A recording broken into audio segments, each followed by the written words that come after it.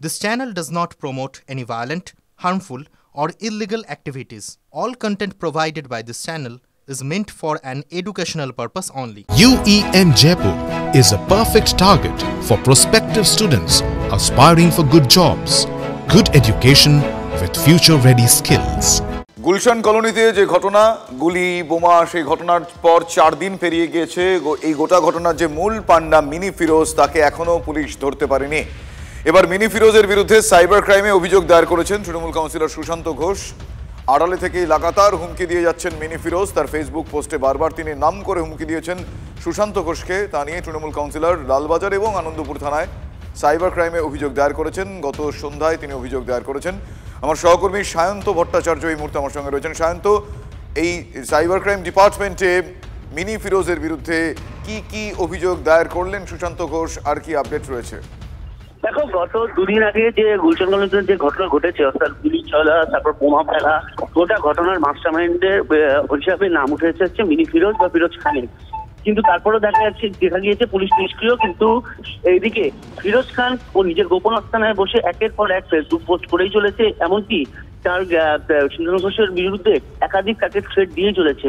এই অবস্থা দাঁড়িয়ে পুলিশের নিষ্ক্রিয়তার প্রতিবাদে, এমনকি যেভাবে তাকে থ্রেট দেওয়া হচ্ছে তার বিরুদ্ধে সুশান্ত ঘোষ কাউন্সিলর তিনি আনন্দপুর থানা এবং লালবাজারের সাইবার ক্রাইমে অভিযোগ দায়ের করেছেন এবং রবিবার সন্ধ্যায়, এবং সেই অভিযোগে বলেছেন যে এইভাবে তাকে থ্রেট দেওয়া হচ্ছে এবং পুলিশ সম্পূর্ণ এ ব্যাপারে নিষ্ক্রিয় থাকছে। এই ব্যাপারে যেন অ্যাক্টিভ হওয়া হয় এবং দ্রুত যেন অভিযুক্তকে গ্রেপ্তার করা হয় এবং গোপন আস্তানা যেখানে রয়েছে সেটা মোবাইল নম্বর ট্র্যাক করে অভিযুক্তকে গ্রেপ্তার করা হয়। এই অভিযোগে কিন্তু এই অভিযোগ তিনি দায়ের করেছেন।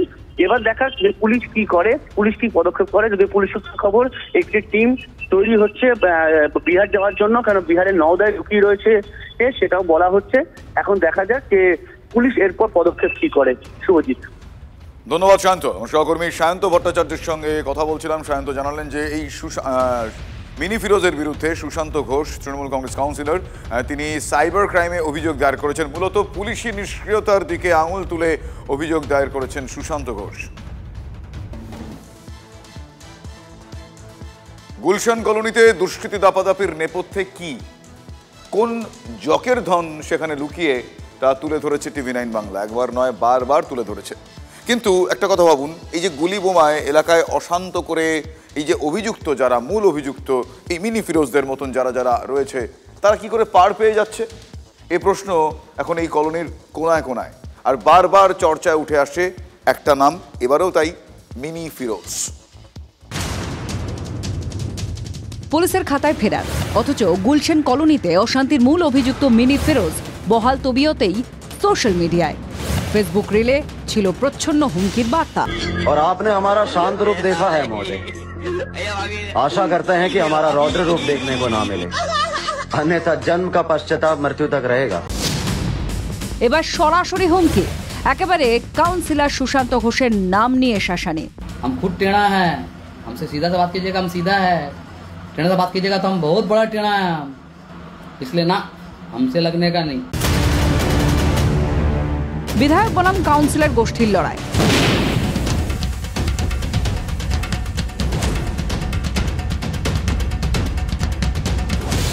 এলাকা দখলের লড়াই এখন বোমা বন্দুকে, যার আঁচ পোহাচ্ছে গুলশান কলোনি।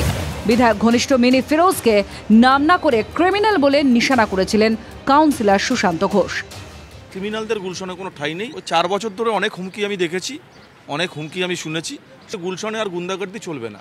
সমাজ বিরোধী হলে ভোটের সময় কেন সাহায্য নিলেন, এই প্রশ্ন তুলে এবার কাউন্সিলরকে সরাসরি হুমকি মিনি ফিরোজের। श्री सुशांत कुमार घोष जो मुझे एंटी सोशल बता रहे हैं, तो याद है कुछ इलेक्शन पीरियड में ये एंटी सोशल को लेके घूरते थे भाई। आप क्या बोले थे कि फिरोज हम लोग का जितना बहुत जरूरी है, नहीं तो अमुक लोग ना हम देखे खे फैलवे। कौन लोग? जब हम एंटी सोशल थे तो हमसे इलेक्शन पीरियड में हेल्प क्यों लिया गया? অনিয়মের গুলশান কলোনি, জলাশয় বুঝিয়ে শয়ে শয়ে অবৈধ নির্মাণ, কোটি কোটি টাকার অবৈধ কারবার, আর তা ঘিরেই বোমাগুলির লড়াই। দুষ্কৃতীদের দাপাদাপিতে উঠে আসছে মিনি ফিরোজের নাম। ফেসবুকে হুমকির ফুলঝুরি ছোটাচ্ছেন, অথচ কেন তার নাগাল পাচ্ছে না পুলিশ? গ্যাংস অফ ওয়াসিপুরের থেকেও কলকাতার অবস্থা ভয়াবহ। ওখানে দুপক্ষে দুটো গ্যাং আছে, এখানে এক পক্ষের খেলা চলছে। কেন পুলিশ ধরবে? পুলিশ কে? পুলিশ তৃণমূলই পুলিশ। সোশ্যাল মিডিয়া যে যেখানে আছে বসে একটা কোনো আপলোড করে দিয়ে সে সরে গেল, বা একটা রেকর্ডিং করে আমি ওকে বললাম যে একটু বাদে এটাকে আপলোড করে দিবি, বা কেউ একটা লাইভ করে দিয়ে সেই স্পট থেকে বেরিয়ে গেল, তো তাকে ট্র্যাক করে ধরতে ধরতে পালাতে পারে, কিন্তু পুলিশ ধরে নেবে তারা। বারবার শিরোনামে গুলশান কলোনি, রাজনীতির তরজাও চলছে। মিনি ফিরোজকে নিয়ে প্রশ্নবিদ্ধ হতে হচ্ছে প্রশাসনকে। দুই শিবিরের দ্বন্দ্বে অস্বস্তি বেড়েই চলেছে শাসক শিবিরে। সায়ন্ত ভট্টাচার্যের রিপোর্ট, TV9 বাংলা।